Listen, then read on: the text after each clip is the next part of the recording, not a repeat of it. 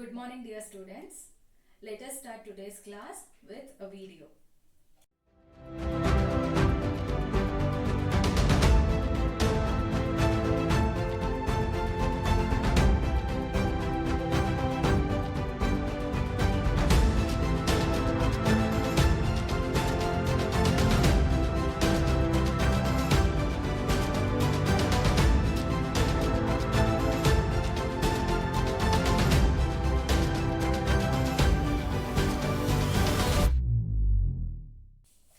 Welcome back everyone for mathematics class.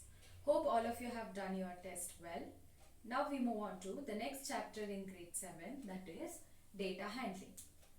So all of you might have learned data handling in your previous class, that is how to collect the data and how we arrange the data and drawing bar graphs and everything.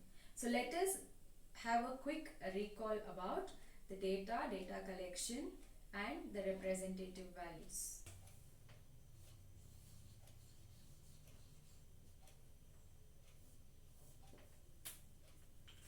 So the first basic definition we have to learn in data handling is what is data.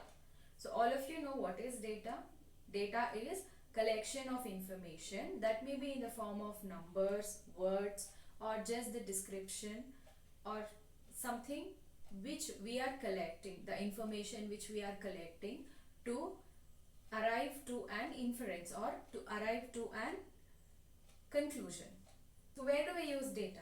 Data is used for analysis, to study or to come to any conclusion or to draw an inference. So data is used to analyze, to know more about the collection of information.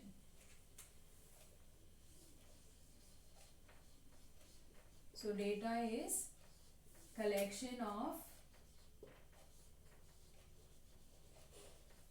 information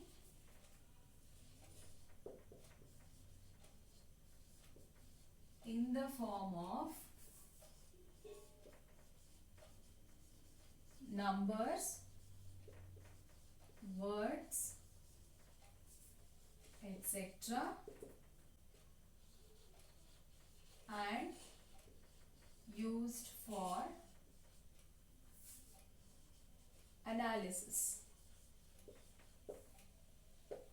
For this we can take examples like the measurement of heights of all the students in a class, or we can also take the temperature at different cities. So example,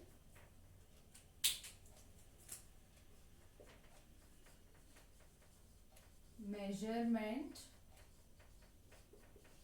of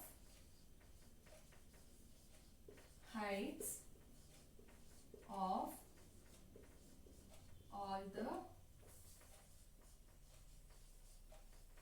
students in a class, or I can also take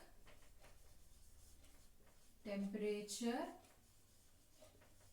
at different cities.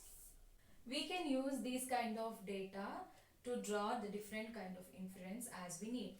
Let us know how we are going to do. The next one what we have to learn is collection of data or data collection.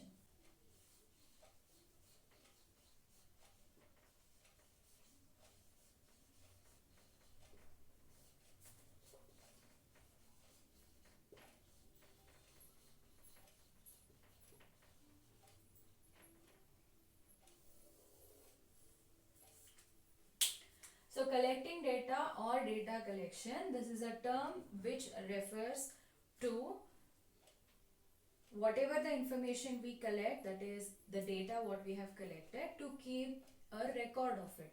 So this is nothing but just whatever the information we have collected, it should be kept in a record. That is obtain information to keep a record. For example, when you attend the test or exams every year, that is from your first standard, you might have collected the information, that is in first standard what was your marks, in second standard what was your marks, in third standard what was your marks, in fourth standard. So you have collected the data and you have kept it as a record. So that is about data collection. Now we move on to the next one, that is organization of data. What is organization of data?